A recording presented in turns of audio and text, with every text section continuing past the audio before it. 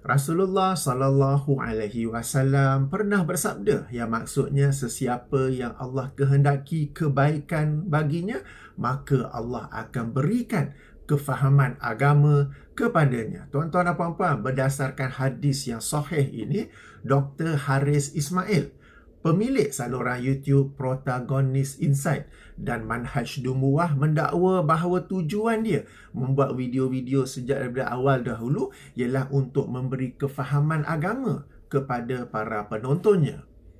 Jeng jeng jeng jeng. Kefahaman agama ke kekeliruan demi kekeliruan, kesalahan demi kesalahan. Tuan-tuan dan puan, Assalamualaikum warahmatullahi wabarakatuh. Dr. Haris Ismail sekali lagi mendapat perhatian saya. Ya, saya tahu beberapa penonton, beberapa sahabat menasihati saya supaya tak payah layan lah Dr. Haris tu, abaikan saja. Okey, di sini saya ingin jelaskan bahawa saya bukannya nak melayan Dr. Haris, tetapi saya concern, saya bimbang, saya prihatin kepada orang-orang yang mengikuti saluran YouTube beliau. Sebahagiannya adalah mereka yang bijak dan mampu membezakan antara hak dan batil. Sebahagian lagi pula tidak mampu. Mereka dengar-dengar lalu fikir macam macam betul apa yang Dr. Haris cakap. Lalu pun mereka ikut dan terpengaruh kepada kekeliruan dan kesalahan yang disampaikan oleh Dr. Haris. Perkara ini bukan saya sembang kosong, saya sendiri telah membuat beberapa video bagi menjelaskan kekeliruan dan kesalahan Dr. Haris. Link saya bagi di bahagian description. Baru-baru ini Dr. Haris membuat satu lagi video yang menyebabkan saya membuat video react ini ya. Sebelum itu sedikit latar belakang kenapa saya membuat video ini, sedikit latar belakang yang membawa kepada video ini ya. Baik, Dr. Haris Ismail dalam salah satu videonya mendakwa bahawa sesiapa yang tidak beriman kepada hari akhirat, dia tidak kafir. Okey. Video ini telah mendapat perhatian ramai kerana kesalahan yang sangat fatal di dalamnya, kerana sama-sama kita tahu sesiapa yang tidak beriman kepada salah satu daripada rukun iman, maka dia menjadi kafir. Ini secara umum ya. Okey, tetapi Dr. Haris pula mendakwa sesiapa yang tak beriman tu sebenarnya dia tidak kafir. Okey, perkara ini saya telah jelaskan dalam satu video yang berasingan berjudul Adakah Dr. Haris memulakan satu mazhab akidah yang baru? Dan Ustaz Dr. Rozaimi juga sebelum saya telah membuat video khas bagi menjelaskan kesalahan Dr. Haris dalam isu ini. Daripada video tersebut saya menjangkakan dua saja. Dua saja, alright?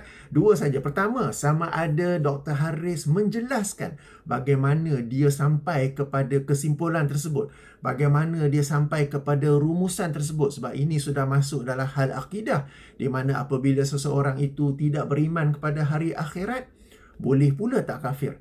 Sebab dalam video yang beliau menjelaskan perkara ini, Dr. Haris tidak mengemukakan walau satu ayat Quran, walau satu hadis, walau satu kalam ulama. Lalu kita tertanya-tanya. Tapi tak apa, give him the benefit of the doubt. Kita tunggu mungkin ada video penjelasan beliau dalam hal ini. Atau yang kedua ialah beliau menarik balik video tersebut. Menarik balik ya. Tunggu-tunggu lalu beliau pun mengeluarkan video. Tengok-tengok berlainan, tak ada yang dua ni. Sebaliknya dalam video tersebut beliau menyerang pula Dr. Rozaimi ya. Baik. Video tersebut link saya bagi di bahagian description. Jadi video pertama Dr. Haris saya bagi link jawapan atau penjelasan oleh Ustaz Dr. Rozaimi pun ada link di situ. Link ketiga pula ialah jawapan atau lebih tepat kritikan Dr. Haris kepada Dr. Rozaimi pula ya. Baik, dalam link yang ketiga tu, yakni video kritikan Dr. Haris kepada Dr. Rozaimi, satu perkara yang menarik perhatian saya ialah Dr. Haris mendakwa bahawa Ustaz Dr. Rozaimi tidak faham ataupun memiliki kefahaman yang lemah dalam hukum syarak. Dan di sinilah beliau membawa hadis tersebut bahawa sesiapa yang dikehendaki kebaikan oleh Allah SWT, maka Allah akan kurniakan kepadanya kefahaman agama. Dr. Haris mendakwa sebahagian orang ada pengetahuan, ada kelulusan, boleh sebut nama kitab, boleh sebut nama ulama, boleh baca teks Arab apa semua. Itu semua pengetahuan. Tetapi kefahaman tak ada. Berbeza dengan Dr. Haris, dia ada kefahaman. Okey, lalu dia membawa satu contoh. Yang ini tentang satu contoh yang berasal daripada satu potongan video Ustaz Dr. Rozaimi yang menerangkan bahawa Imam Izzuddin Ibnu Abdissalam yang wafat tahun 660 memiliki dua pandangan dalam isu bersalaman selepas solat-solat fardu. Yang ini salam jama'i atau kadang-kadang kita panggil apa? Salam cucu terin. Buat sama-sama salam selepas solat fardu ya. Pandangan pertama Imam Izzuddin Ibnu Abdissalam berkata hukumnya harus atau mubah. Pandangan yang kedua pula Imam Izzuddin Ibnu Abdissalam berkata ia adalah bid'ah. Maka Dr. Rozaimi berkata ada dua pandangan dan dia tak sempat nak mengkaji antara dua pandangan ini mana yang final, mana yang muktamad, mana yang latest. Lalu dia serahkan kepada orang-orang yang lebih arif untuk mengkajinya. Ini adalah satu sikap yang terpuji kerana bila tak tahu sesuatu perkara, kita tawakuf, kita tangguhkan atau kita serah kepada orang yang lebih arif dalam bidang tersebut. Perkara ini pula dianalisa oleh Dr. Haris sebagai satu contoh bahawa Dr. Rozaimi ini ada ada pengetahuan tetapi tak ada kefahaman.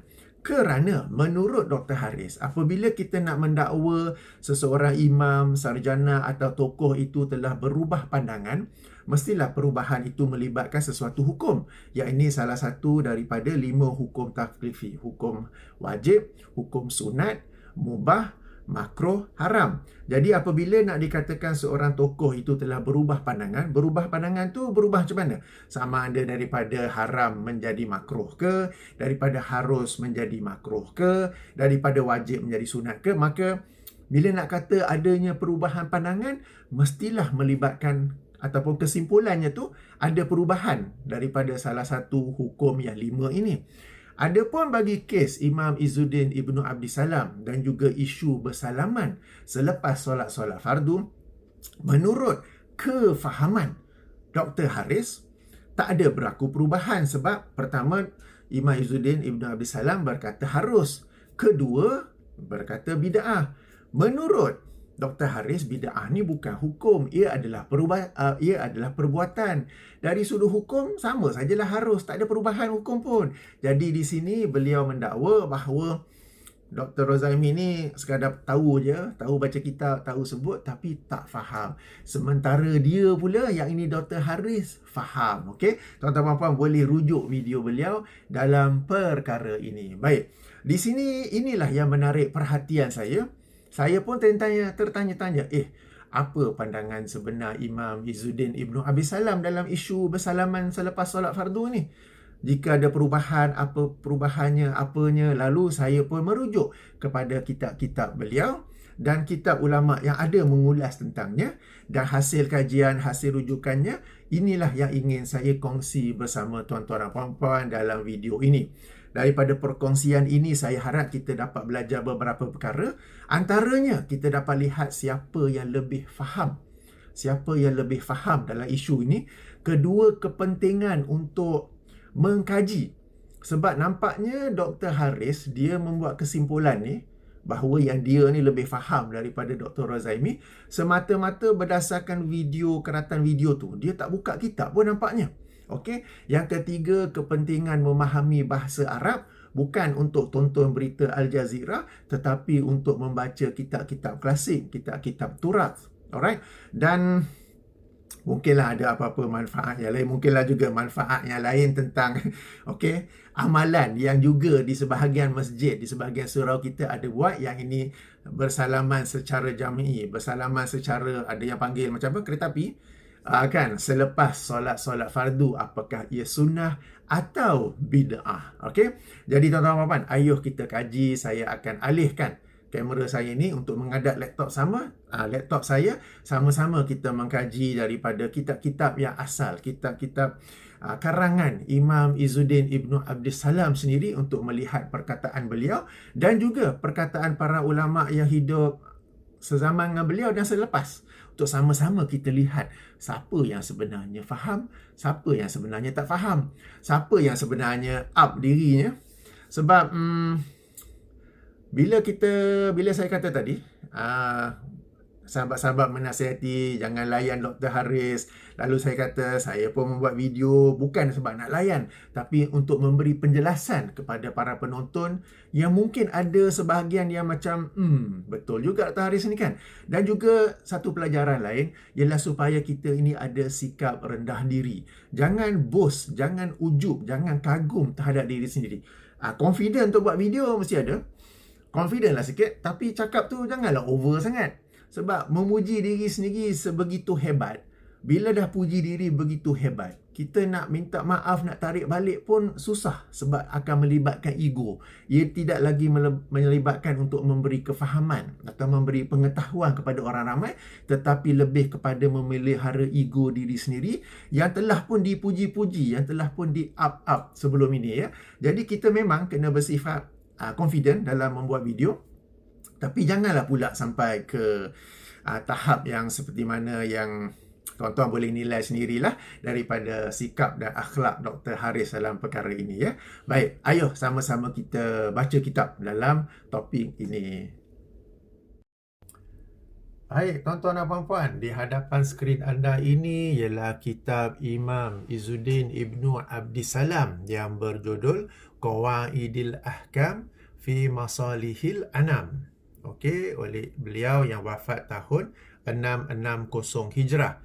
Kita sekarang merujuk kepada jilid 2, muka surat 204 dalam bab Faslun fil Bida'i. Baik, mari kita baca, sama-sama baca. Beliau berkata, Al-bid'atu fi'lu ma lam yu'had fi asri Rasulillah sallallahu alaihi wasallam. Wahya munqasimatun ila bid'atun wajibatun wa bid'atun muharramatun wa bid'atun mandubatun wa bid'atun makruhatun wa bid'atun mubahatun. Okey, kita baca sampai sini ya. Okey, bid'ah itu adalah perbuatan yang tidak terdapat pada masa Rasulullah sallallahu alaihi wasallam dan ia terbahagi kepada bid'ah yang wajib, haram, mandub bahasa kita biasa sebut sunat. Okay, bid'ah yang makruh dan bid'ah yang mubah ataupun harus. Seterusnya beliau berkata, wa tariqu fi ma'rifati zalika an tu'radal bid'atu ala qawaidis syari'ah fa in dakhalat fi qawaidil ijabi fahiya wajibatun wa in dakhalat fi qawaidit tahrimi fahiya muharramatun wa in dakhalat fi qawaidil mandubi fahiya mandubatun wa in dakhalat fi qawaidil makruhi fahiya makruhatun wa in dakhalat fi qawaidil mubahi fahiya mubahatun. Okey, sampai sini. Okey, bermaksud dan jalan bagi mengetahui yang sedemikian itu adalah dengan menyemaknya, membandingkan bid'ah tersebut dengan kaedah-kaedah syariat. Jika ia masuk dalam kaedah yang mewajibkan, maka hukumnya wajib. Jika masuk dalam kaedah yang mengharamkan, maka hukumnya haram. Jika masuk dalam kaedah-kaedah yang memandubkan, hukum sunat, maka hukumnya adalah sunat. Jika masuk dalam kaedah-kaedah yang memakruhkan, maka hukumnya makruh. Dan jika masuk dalam kaedah-kaedah yang memubahkan, maka hukumnya mubah. Seterusnya, beliau berkata, walil bida'il wajibati amsilatun. Dan bagi bid'ah yang wajib terdapat beberapa permisalan, terdapat beberapa contoh. Kemudian beliau mengemukakan beberapa contoh. Baik, saya nak highlight satu perkara di bawah sini. Ketika beliau memberi contoh bid'ah yang haram, beliau berkata, okey, walil bid'il muharramati amsilatun. Minha mazhabul qadariyah wa minha mazhabul jabriyah wa minha mazhabul murji'ah wa minha mazhabul mujassimah wa raddu ala haula'i minal bida'il wajibah. Okey, kenapa saya nak highlight? Sebab kadang ada yang keliru. Bila disebut fi'lu, perbuatan, ada yang mengingat bid'ah ini hanyalah merujuk kepada amal-amal ibadah sebab perbuatan kan. Sebenarnya bid'ah juga ada dalam hal akidah sebab bid'ah ini terbahagi kepada akidah dan juga ibadah. Bahkan dalam hukum pun ada, dalam bab fiqh hati atau tazkiyun nafs pun ada ya. Jadi contoh bid'ah yang haram sebagai contoh yang diberi oleh beliau Imam Izzuddin Ibnu Abdissalam ialah bid'ah Qadariyah, Jabariyah, Murji'ah, Mujassimah ya. Ini semua adalah mazhab-mazhab akidah. Okay, firqah-firqah akidah yang menyelisihi ahli sunnah wal jamaah. Jadi bid'ah bukan sekadar perbuatan tetapi juga akidah. Dan membantah waraddu ala haula'i, dan membantah, membuat bantahan ilmiah ke atas semua-semua ini adalah daripada bid'ah yang wajib. Okey, kita ke muka surat seterusnya. Jilid 2 muka surat 205. Imam Izzuddin Ibnu Abdissalam memberi contoh bid'ah yang mandub, bid'ah yang makruh dan bid'ah yang mubah. Fokus kita adalah bid'ah yang mubah di sini ya. Saya highlightkan.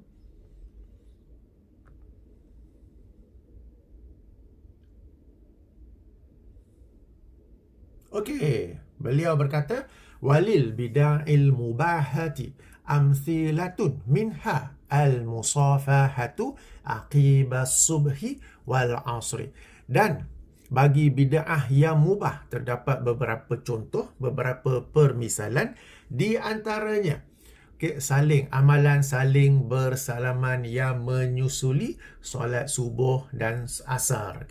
Amalan saling bersalaman yang dilakukan selepas solat subuh dan asar. Inilah yang merupakan pandangan pertama Imam Izzuddin Ibnu Abdissalam, iaitu bersalamannya selepas solat subuh dan asar. Beliau masukkan dalam kategori mubah. Okey, ayo kita semak kepada pandangan yang kedua pula. Baik tuan-tuan, sekarang kita merujuk kitab kedua pula karangan Imam Izzuddin Ibnu Abdissalam, yang ini Kitabul Fatawa. Alright, edisi PDF ya, Kitabul Fatawa lil Imam Al-Izz Ibnu Abdissalam yang wafat tahun 660 Hijrah. Kitab ini tak ada dalam versi Maktabah Syamilah, yang ada ialah versi PDF yang boleh dirujuk dalam link ini. Okay, link ini saya bagi di bahagian description untuk sama-sama penonton juga dapat merujuknya. Sebelum ni, perisian Maktabah Syamilah itu percuma saja, boleh muat turun dalam laptop masing-masing. Okey, dalam kitab fatwa ni rujuk muka surat 46. Muka surat 46, masalah yang ke-15. Alright. Okey, saya bacakan. Okey, bagi para sahabat, para penonton yang lebih arif dalam bahasa Arab, tolong semak bacaan saya ya, sebab teks ini tanpa baris. Saya baca betul ke tidak? Kalau tak betul, sila betulkan ya, sebab dalam rangka buat video saya berkongsi ilmu dan saya pun ingin belajar ilmu. Jadi jika salah, jangan segan-segan untuk membetulkan saya ya. Baik, masalah ataupun soalan ialah al-musafahatu aqiba salati subhi wal asri mustahabbatun amla. Okay, amalan saling bersalaman yang menyusuli selepas solat subuh dan asar, apakah ia mustahab? Mustahab ni disukai ataupun dianjurkan. Apakah ia mustahab ataupun tidak? Okay, dan ada beberapa soalan lain, tak apa. Kita fokus pada soalan pertama ini. Dan Imam Izzuddin Ibnu Abdissalam menjawab. Okay, beliau berkata di sini ya. Al-musafahatu aqiba salati subhi wal asri minal bidai illa liqadimin. Okey, sambung muka surat 47. Sambung muka surat muka 47. Illa liqadimin yajtami'u biman yusafihuhu qabla salati fa innal musafahata masyru'atun indal qudum. Okay, beliau menjawab. Okay, amalan saling bersalaman yang menyusuli selepas solat subuh dan asar adalah daripada perkara ataupun perbuatan bid'ah, kecuali bagi orang yang baru berhimpun dengan orang yang bersalaman dengannya sebelum solat. Kerana sesungguhnya saling bersalaman, amalan saling bersalaman disyariatkan tatkala bertemu. Tatkala baru bertemu. Apa maksudnya di sini? Okey, katakanlah solat subuh telah selesai, solat asar telah selesai. Lalu ada orang yang baru datang ke masjid. Lalu orang yang telah pun saling bersalaman sebelum solat, nak salam dengan orang itu boleh. Sebab bersalaman ini adalah sesuatu yang disyariatkan tatkala baru saja bertemu. Maknanya bila kita masuk masjid, masuk surau, kita bertemu dan bersalaman dengan orang itu, itulah yang sunnah, itulah yang disyariatkan. Adapun selepas solat, dalam kes ini selepas solat subuh, selepas solat asar, tidaklah disunnahkan untuk saling bersalaman. Kerana bersalaman itu disyariatkan tatkala baru bertemu. Tetapi katakanlah solat subuh telah selesai, atau solat asar telah pun selesai, maka ada orang baru datang, dia terlewat. Sebelum dia nak solat tu ada orang nak salam dengan dia. Boleh. Sebab ini bersalaman bukan kerana selepas solat fardu, tetapi kerana mereka baru saja bertemu. Okey? Jadi bersalaman kerana baru bertemu, itulah yang sunnah. Adapun bersalaman selepas solat fardu, itulah yang bid'ah. Okey. Kita sambung lagi apa kata-kata Imam Izzuddin Ibnu Abdissalam. Wa kana Nabiyyu sallallahu alaihi wasallam ya'ti ba'da salati bil azkaril masyru'ati wa yastaghfiru thalathan summa yansarifu wa ruwiya annahu qala rabbi qini azabaka yawma tab'asu ibadaka wal khairu kulluhu fi ittiba'i rasul. Alright. Okay, dan merupakan kebiasaan Nabi SAW mendatangi selepas solat. Okay, ini terjemahan harfiah lah. Jadi tindakan ataupun perbuatan Nabi SAW apabila tiba kepada masa selepas solat ialah dengan berzikir, dengan zikir-zikir yang masyru'. Ini poin penting ya. Nak tunjuk apa zikir lepas solat tu jangan buat sendiri macam yang orang Malaysia dah buat. Tapi hendaklah mengikuti apa yang Rasulullah amalkan dan ajar, kerana apa yang Rasulullah ajarkan itu dan amalkan itu adalah daripada Allah Subhanahu Wa Taala. Okey, dan beristighfar 3 kali, kemudian baginda beredar dan diriwayatkan bahawasanya baginda juga berdoa, wahai Tuhanku, lindungilah aku daripada azab kamu pada hari kamu bangkitkan hamba-hambamu. Hadis ini ada dalam riwayat Muslim. Okey, mana nota kaki ba? Okey, riwayat Muslim ya. Poin penting ialah okey, di sini ya, di sini ni. Wal khairu kulluhu fi ittiba'ir rusul. Dan kebaikan itu seluruhnya terdapat dalam mengikuti Rasulullah sallallahu alaihi wasallam. Seterusnya beliau menjelaskan isu-isu yang lain, tetapi isu tentang bersalaman itu sehingga sini. Baik, beberapa perkara yang dapat kita pelajari. Okey, Imam Izzuddin Ibnu Abdissalam dalam kitab fatwanya menerangkan bahawa amalan bersalaman selepas solat subuh dan asar itu adalah daripada amalan ataupun perkara yang bid'ah. Beliau sendiri tak menerangkan bid'ah ini apa maksudnya. Beliau sendiri yang membahagikan bid'ah pada hukum taklifi yang 5, tapi di sini beliau sendiri yang tak menjelaskan bid'ah tu apa. Tetapi jika kita baca keseluruhan konteks, keseluruhan penjelasan beliau dalam soalan pertama, okay, dalam sini ada beberapa soalan. Dalam soalan pertama tentang bersalaman yang menyusuli selepas solat subuh dan asar, apakah ia mustahab ataupun tidak? Okay, dapat kita fahami beliau menyebutnya bid'ah dalam konteks, dalam susunan ayat yang mengingkarinya. Okay, kita baca ia adalah daripada perkara bid'ah kecuali bagi orang yang baru sahaja berhimpun. Okay, berhimpun dengan orang yang mahu bersalaman dengannya sebelum solat. Okey, sebelum solat. Maknanya macam saya kata tadi, ada orang yang baru masuk masjid. Solat subuh dah selesai, solat asar dah selesai. Lalu ada orang mahu bersalaman dengannya. Yang itu tak termasuk bid'ah. Itu adalah sunnah kerana mereka bersalaman tatkala bertemu. Okey, mereka bersalaman meskipun masanya adalah selepas solat, mereka bersalaman bukan kerana selepas solat tetapi kerana baru saja bertemu. Okey, sebagaimana lanjut beliau seterusnya, kerana sesungguhnya amalan bersalaman itu disyariatkan tatkala baru saja bertemu. Dan kemudiannya perbuatan Nabi sallallahu alaihi wasallam lazimnya adalah mendatangi ni kita menyusuli solat-solat fardu dengan zikir-zikir yang disyariatkan. Baginda tidak pula melakukan bersalaman, berzikir dengan zikir-zikir yang disyariatkan, beristighfar 3 kali, kemudian beredar. Baginda sallallahu alaihi wasallam tidak bersalaman. Okey, dan diriwayatkan juga baginda ada berdoa ya, Rabbi qini azabaka yauma taba'asu ibadaka.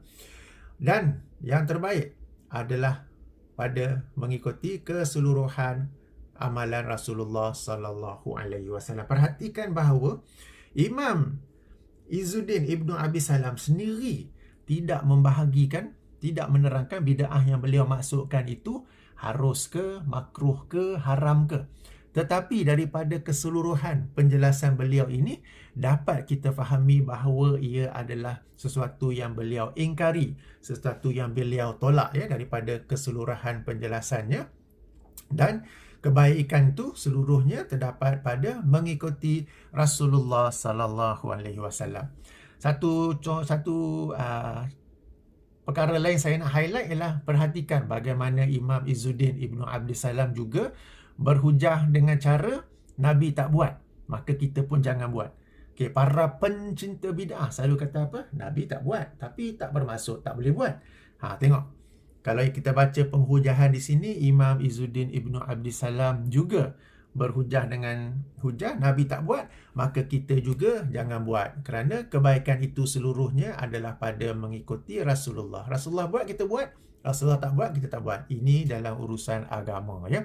Baik, seterusnya kita kaji pula apa kefahaman para imam yang lain tentang penjelasan Imam Izzuddin Ibnu Abdul Salam ya. Baik, kita berubah pada kitab lain. Okey, rujukan seterusnya ialah kitab kitab Al-Furuq oleh Imam Al-Qarafi. Kitab Al-Furuq oleh Imam Al-Qarafi yang wafat tahun 684 Hijrah.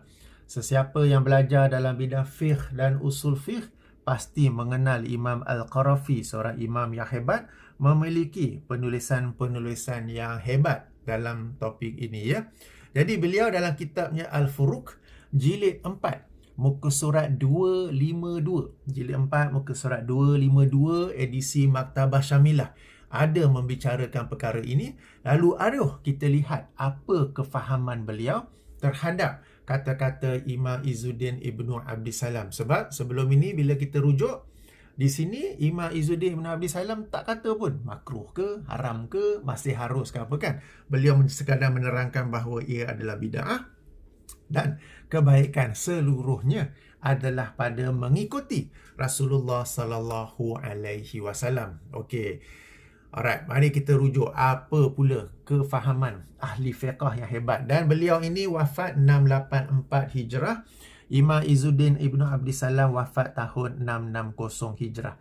Hampir sezaman, tapi taklah dekat, hampir sezaman. Imam Al-Qarafi wafat lebih kurang 24 tahun selepas Imam Izzuddin Ibnu Abdul Salam. Okey, di sini beliau berkata, jilid 4, muka surat 252, Al-Musafahatu wa fil hadithi qala Rasulullah sallallahu alaihi wasallam iza talaqa ar-rajulani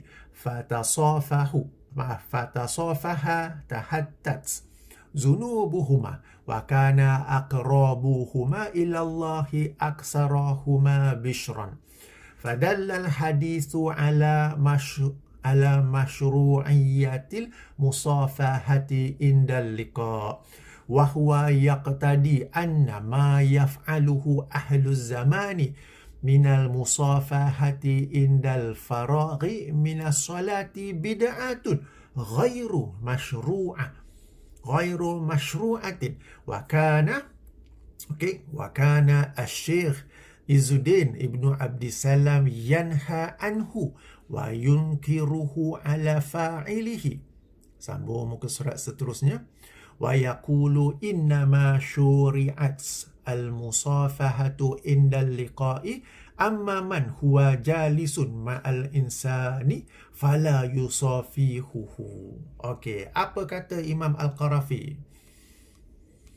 Alright. Okey, kita mula dari sini. Tadi saya sudah bacakan. Ayuh sama-sama kita terjemah. Amalan saling bersalaman.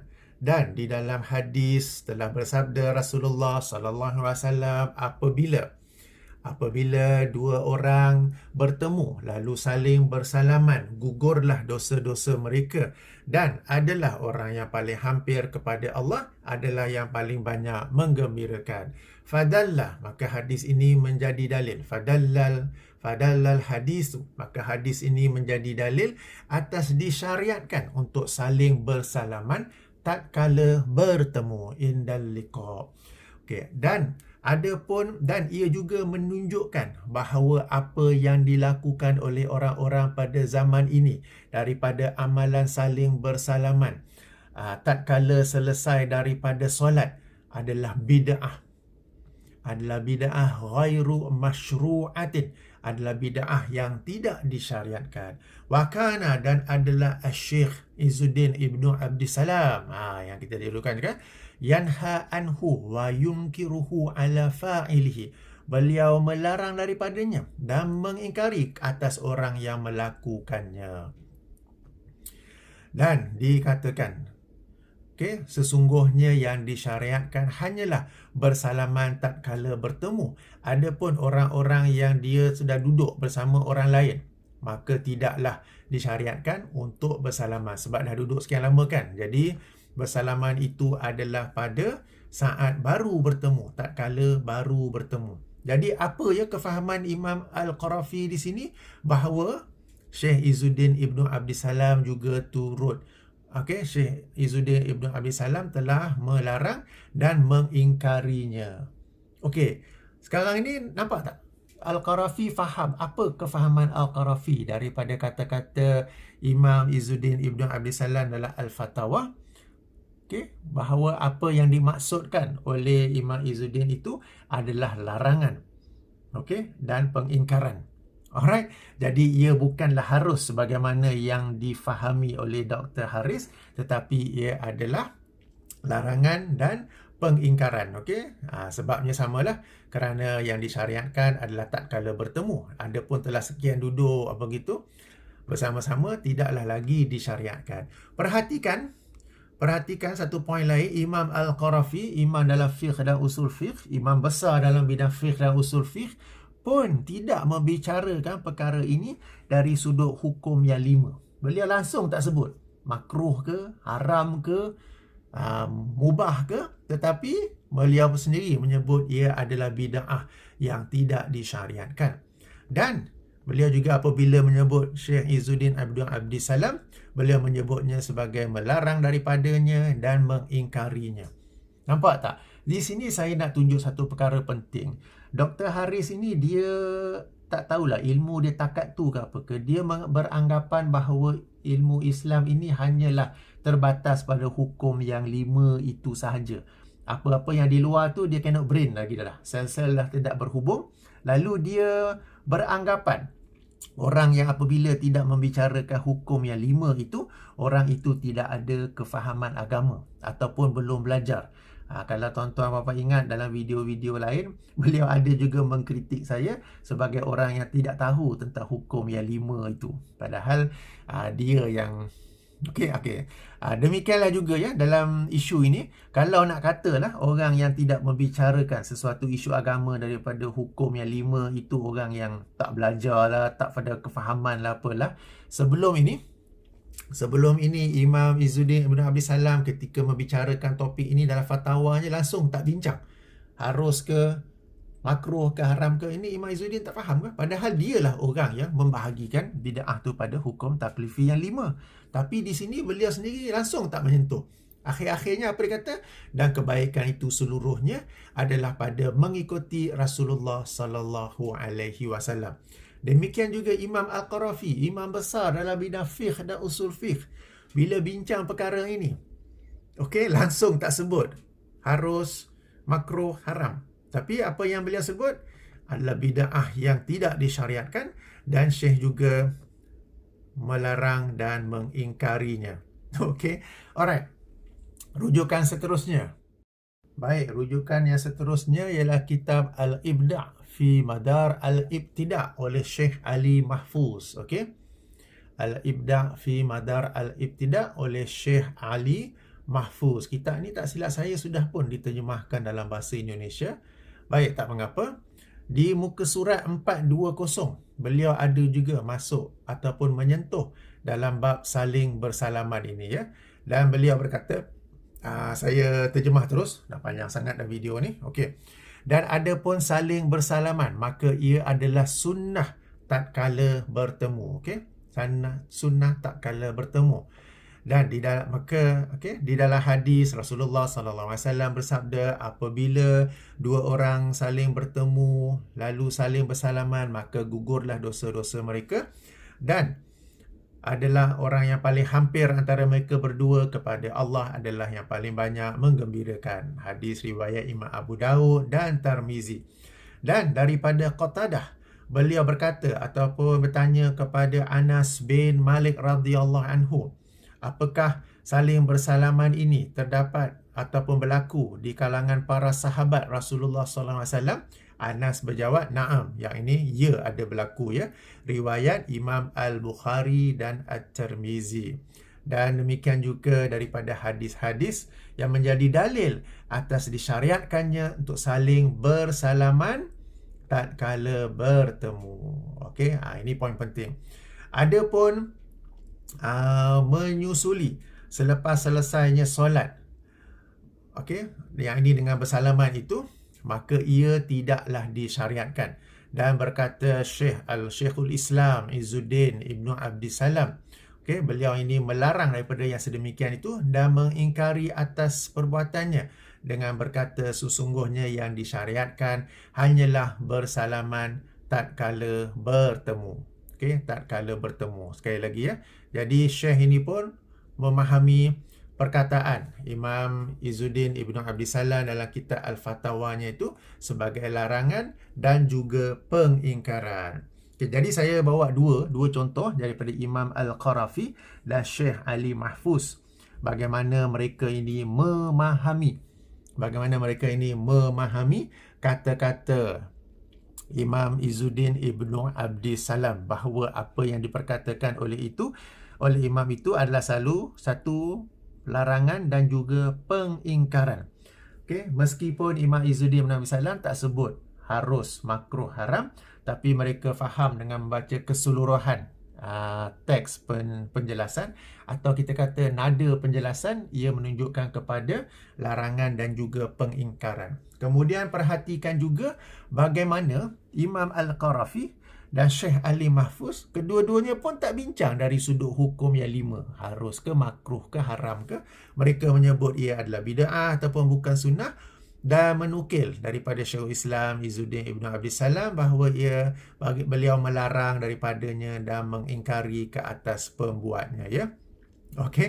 Jadi ini yang saya ingin jelaskan daripada kitab-kitab. Baik, tuan-tuan dan puan-puan, beberapa kesimpulan, beberapa rumusan daripada hasil kajian yang telah kita sama-sama lakukan, ya. Pertama sekali, kita telah membaca teks penuh pandangan pertama Imam Izzuddin Ibnu Abdissalam tentang amalan bersalaman selepas solat subuh dan asar, bahawa ia adalah bid'ah yang mubah. Okey. Kemudian dalam pandangan beliau yang kedua, okey, dalam kitab fatwanya, beliau menerangkan bahawa ia adalah amalan yang bid'ah. Jadi confirm memang ada dua pandangan. Tu yang pertama. Yang kedua, jika nak dikatakan bahawa perbincangan tentang hukum ini mestilah terbatas kepada hukum yang 5 itu saja, yang ini wajib, sunat. Sunat ini juga disebut oleh para ahli fiqh, usul fiqh sebagai mandub ataupun mustahab. Kemudiannya harus ataupun mubah. Kemudian makruh. Kemudian haram. Jika nak dikatakan perbincangan hukum ini terbatas kepada 5 sahaja, maka bagaimana pula dengan penjelasan Imam Izzuddin Ibn Abdissalam dalam kitab fatwanya? Bear in mind, ambil perhatian bahawa this is the same Imam. Ini adalah tokoh yang sama yang telah membahagikan bid'ah kepada hukum yang 5. Tetapi pada waktu yang sama, beliau juga ada membicarakan tentang satu amalan, yakni amalan bersalaman selepas solat-solat fardu sebagai satu bid'ah, tanpa beliau menerangkan bahawa dia adalah makruh ataupun harus ataupun haram. Okey? Akan tapi walaupun namun begitu, jika kita baca keseluruhan daripada teks, daripada penjelasan Imam Ibn Abdissalam dalam kitab fatwanya, dapat kita fahami bahawa ia adalah bid'ah yang bukan hasanah, ia adalah bid'ah yang bukan mubah. Kerana beliau sendiri telah menerangkannya, di mana pada akhirnya kata kunci yang penting, kebaikan itu seluruhnya terdapat pada mengikuti Rasulullah sallallahu alaihi wasallam. Okey, kemudian katakan kalau nak baca teks ataupun kata-kata Imam Izzuddin Ibn Abdissalam saja kita ni tak layak, tak cukup. Okey, tak apa. Saya bawa pula kefahaman ataupun penjelasan daripada dua tokoh yang lain. Kita lihat bagaimana mereka memahami penjelasan Imam Izzuddin Ibn Abdissalam dalam kitab fatwanya. Pertama, saya bawa imam yang hampir sezaman dengan Imam Izzuddin Ibn Abdissalam, yakni Imam Al-Qarafi. Imam Al-Qarafi ni bukan sekadar hampir sezaman, beza wafat 24 tahun, tetapi beliau orang yang fiqh dan usul fiqh. Jika beliau ini sendiri memahami bahawa kalau nak bincang isu, bincang hukum, ianya terbatas kepada yang 5 itu saja, beliau sendiri akan mengkritik tulisan ataupun jawapan Imam Izzuddin Ibn Abdissalam itu sebagai, ini apa hukumnya? Apakah ia kekal kepada harus? Tetapi beliau sendiri, Imam Al-Qarafi, memahami kata-kata Imam Izzuddin Ibn Abdissalam itu sebagai satu larangan dan juga pengingkaran. Okey, telah pun kita baca. Itu yang pertama. Yang kedua, rujukan daripada Syekh Ali Mahfuz, bahawa beliau juga memahami kata-kata Imam Izzuddin Ibn Abdissalam dalam Al-Fatawanya itu sebagai penolakan dan pengingkaran. Tuan-tuan dan puan-puan yang dirahmati Allah, pemahaman siapakah yang hendak kita ikuti? Okey, sebelum itu tak apa, kita tolak dulu Imam Al-Qarafi, tolak tepi.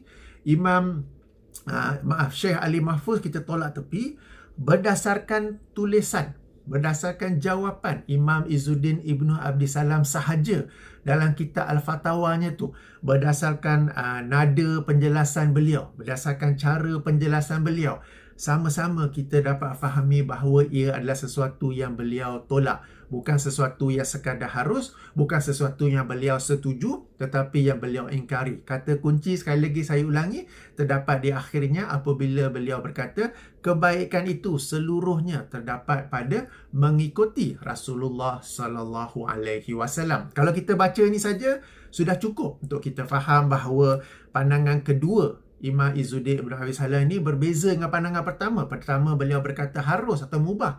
Kedua, beliau tak sebut lagi hukumnya 5 tu, tetapi cara penulisan beliau, cara penjelasan beliau mengisyaratkan penolakan, mengisyaratkan pengingkaran. Okey, tak apa. Mungkin kita ni tak faham. Sebab apa? Mungkin Allah tak mahu kebaikan pada kita kan. Allah nak kebaikan itu kepada si fulan tu sahaja. Alright? Tak apa. Lalu saya bawa penjelasan daripada dua tokoh lain, Imam Al-Qarafi dan Syekh Ali Mahfuz, di mana mereka ini takkan nak kata dia orang ni tak faham. Takkanlah nak kata dia orang ni kan. Okey, kita nak banding orang imam besar, Imam Al-Qarafi, nak banding dengan Dr. Haris. Tak terbanding lagi, tak boleh guna nak banding, tak terbanding ya. Jadi Imam Al-Qarafi sendiri telah memahami teks itu sebagai satu penolakan, sebagai satu larangan dan juga pengingkaran. Demikian juga tokoh masa kini, tak silap saya, Syekh Ali Mahfuz sudah meninggal dunia. Betulkan saya jika saya salah. Beliau juga telah memahaminya sebagai sebagai larangan dan juga pengingkaran. Okey. Baik. Persoalan seterusnya, pandangan manakah antara dua itu merupakan pandangan yang final, pandangan yang muktamad di sisi Imam Izzuddin Ibnu Abdissalam? Wallahualam, pada analisa saya, memandangkan dua tokoh ini, menukil pandangan beliau yang mengatakan ia adalah bid'ah, menukil pandangan beliau yang menolaknya ataupun melarangnya dan mengingkarinya, kelihatannya itulah pandangan beliau yang muktamad. Sebab Imam Al-Qarafi ialah imam yang hampir sezaman, lalu beliau lebih tahu pandangannya yang terbaru ataupun the latest view. Demikian juga Syekh Ali Mahfuz, beliau seorang tokoh yang besar, beliau juga telah mengkaji dan menukilkan itu adalah pandangan beliau yang terbaharu, ya. Baik. Dan poin yang lain pula ialah tentang amalan bersalaman selepas solat fardu yang berlaku di Malaysia. Take note, ambil perhatian bahawa yang dibicarakan dalam rujukan-rujukan tadi hanyalah sekadar selepas solat subuh dan selepas solat asar. Kenapa dua waktu ni? Sebab bagi dua waktu ni tidak ada solat sunat ba'diyah. Alright, jadi mereka ni selepas habis berzikir mereka bangun untuk bersalaman. Lalu dikatakan bahawa itu bukan sunnah, itu adalah bid'ah, yang sesuatu yang patut dilarang, patut diingkari. Kerana yang sunnahnya untuk bersalaman ialah tatkala bertemu. Bukannya setelah dah solat bersama-sama, ada sebelah-sebelah, dah zikir lepas tu nak bersalaman pula. Okey, tetapi di sini memang ada khilaf yang masyhur. Satu pandangan lagi kata boleh untuk bersalaman berdasarkan dalil-dalil umum tentang dianjurnya bersalaman. Maka pihak yang berkata ianya adalah tidak sunnah, ianya adalah bid'ah, berhujah bahawa hadis-hadis yang menganjurkan untuk bersalaman itu adalah tatkala bertemu. Bukan setelah sekian lama bersama-sama lepas tu tiba-tiba nak bersalaman pula. Okey. Satu poin lain ialah jika kita selepas solat lalu ada orang baru datang, nak bersalaman dengan dia boleh. Kita bersalaman dengan dia bukan kerana selepas solat, tetapi kerana dia baru datang. Maka ia menjadi sunnah untuk bersalaman tatkala baru saja bertemu. Okey, jadi di sini bandingkan pula dengan amalan di sebahagian masjid, di sebahagian surau di Malaysia, di mana amalan bersalaman itu bukan sahaja dilakukan selepas solat subuh dan asar, tetapi selepas setiap solat fardu 5 kali sehari, ya. Di sinilah satu contoh bagaimana bid'ah itu, ia bermula dengan 2 waktu saja, tetapi mengembang menjadi 5 waktu, ya. Jadi demikianlah virus bid'ah ni, sebagaimana virus penyakit boleh merebak, virus bid'ah pun boleh merebak. Okey, kita kembali kepada Dr. Haris pula.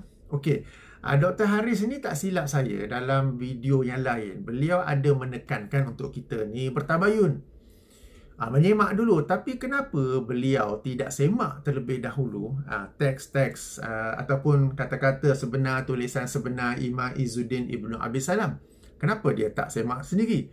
Okay, itu yang pertama. Yang keduanya, beliau ada menekankan untuk kita bertanya kepada orang yang lebih arif sebelum nak buat kesimpulan. Yang ini saya teringat apabila beliau cuba membela Syekh Nazim Al-Haqqani dan mengkritik Ustaz Salman Ali. Kononnya Ustaz Salman Ali ini tidak bertanya kepada orang yang lebih arif dalam rangka hendak memahami pandangan-pandangan, pemikiran-pemikiran Syekh Nazim Al-Haqqani. Lalu atas dasar yang sama, saya juga tertanya juga kenapa Dr. Haris Ismail tidak juga bertanya kepada yang lebih arif tentang pandangan Imam Izzuddin Ibnu Abdissalam ini sebelum membuat video tersebut, sebelum mendakwa Dr. Rozaimi ini lemah kefahaman, hanya ada kelulusan, hanya ada pengetahuan, lalu mengisyaratkan bahawa Dr. Haris inilah yang memiliki kefahaman yang betul. Padahal jauh salah, ya. Sebab okey, saya pun tak bertanya siapa-siapa, saya rujuk kepada tulisan sebenar Imam Izzuddin Abdissalam, tapi kita baca the full words, the full context. Kemudian saya rujuk pula pemahaman imam yang lain seperti Imam Al-Qarafi dan Imam ataupun Syekh Ali Mahfuz untuk saya semak betul ke kefahaman saya. Jadi sekarang ni Dr. Haris ada semak ke tidak? ke terus buat video asalkan boleh hantam Dr. Rozaimi ya. Jadi tuan-tuan dan puan-puan, demikianlah beberapa kesimpulannya. Yang penting ayuh kita ni menghiasi diri kita dengan sifat rendah diri. Macam saya kata, kita nak buat video, kita kenalah confident kan, jangan jangan macam tu. Okey, tapi dalam rangka kita confident buat video, jangan pula kita ujub, jangan pula kita kagum, jangan pula kita puji diri sendiri ya. Kemudiannya ada pula dengan kata-kata seperti tak perlu bahasa Arab, orang yang tak tahu bahasa Arab lebih faham daripada orang yang tahu bahasa Arab. Okey, kemudiannya saya lihat reaksi Dr. Haris ini dalam rangka menyerang ataupun mengkritik Dr. Rozaimi adalah atas teguran Dr. Rozaimi bahawa orang yang dalam bidang tu cakap dalam bidang tu sajalah. Lalu Dr. Haris pun terasa, lalu dia pun react. Sebenarnya teguran Dr. Rozaimi tu saya pun kena, sebab saya pun bukan dalam bidang agama. Saya dalam bidang aviation, Dr. Haris tak silap dalam bidang engineering ke apa kan. Kita dua-dua bukan dalam bidang agama. Tetapi saya melihat nasihat ataupun teguran Dr. Rozaimi itu sebagai sesuatu yang positif. Berarti betul saya memang bukan dalam bidang agama. Bermaksud apabila saya nak buat video, saya nak menyampaikan, saya bukan double check tetapi kena triple check. 3 kali semak, pastikan betul, baru saya buat video untuk menyebarkannya. Jadi ayuh kita lihat perkara itu sebagai sesuatu yang positif, bukan pula untuk menyerang kembali ataupun membuat react yang sebagaimana yang kita maklum ya. Baik. Sekarang ni so bid'ah ni. Okey. So bid'ah ni dia bukan hukum yang 5, jadi dia apa dia sebenarnya? Nak duduk dalam kategori mana? Baik. Saya bawakan hadis Nabi sallallahu alaihi wasallam. Okey, hadis yang masyhur merupakan salah satu daripada hadis 40 yang disusun oleh Imam An-Nawawi. Hadis nombor 9 riwayat Imam Al-Bukhari dan Muslim. Di sini saya bacakan lafaz daripada Sahih Muslim, di mana Sahih Muslim nombor 4348. Jika penomboran syarah Sahih Muslim Imam Nawawi hadis nombor 1337.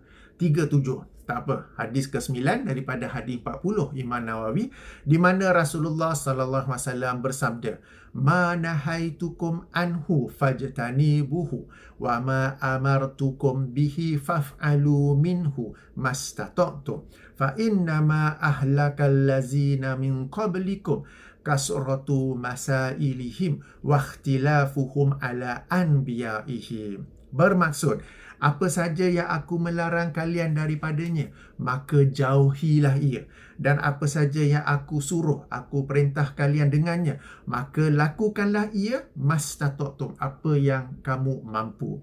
Fa innama ahlakal lazina min qablikum, kerana sesungguhnya tidaklah binasa kaum sebelum kalian, melainkan apa? Kasratu masailihim, banyaknya persoalan mereka, banyaknya ni tanya dari sudut negatif tak, bukan tanya nak faham, tanya tapi lebih kepada nak kontradik, tanya lebih kepada nak mempermasalahkan perkara itu. Okey, waqtilafuhum ala anbiyaihim, dan perselisihan mereka terhadap para nabi mereka. Rasulullah sallallahu alaihi wasallam telah melarang kita daripada bid'ah, dan ini masuk dalam apa yang aku larang kalian daripadanya, maka bukan sekadar jangan buat, tetapi jauhilah ia. Rasulullah telah larang bid'ah, maka kita pun jauhilah bid'ah. Tak payah nak fikir ini makruh ke haram. Kalau makruh ni bolehlah sikit, haram ni tak payah fikir. Okey, Rasulullah larang kita bid'ah, maka kita bukan sekadar tak buat bid'ah, tetapi kita menjauhinya. Alright. Kemudian apa dia? Rasulullah juga bersabda, dan apa yang aku suruh kalian. Rasulullah menyuruh kita untuk mengikuti sunnah baginda, maka kita ikutilah ia sekadar mana yang mampu. Kemudian ingatlah, tidaklah kaum-kaum sebelum kita ini dimusnahkan, melainkan kerana mereka ni banyak mempersoalkan, banyak bersedan, banyak menyelisihi para nabi kita. Janganlah kita menyelisihi nabi kita Rasulullah sallallahu alaihi wasallam, kerana jika tidak, nasib yang sama akan juga menimpa kita. Jadi hadis ini menjadi penutup kepada video saya ini. Subhanakallahumma wa bihamdika asyhadu an la ilaha illa anta astaghfiruka wa atubu ilaika. Assalamualaikum warahmatullahi wabarakatuh.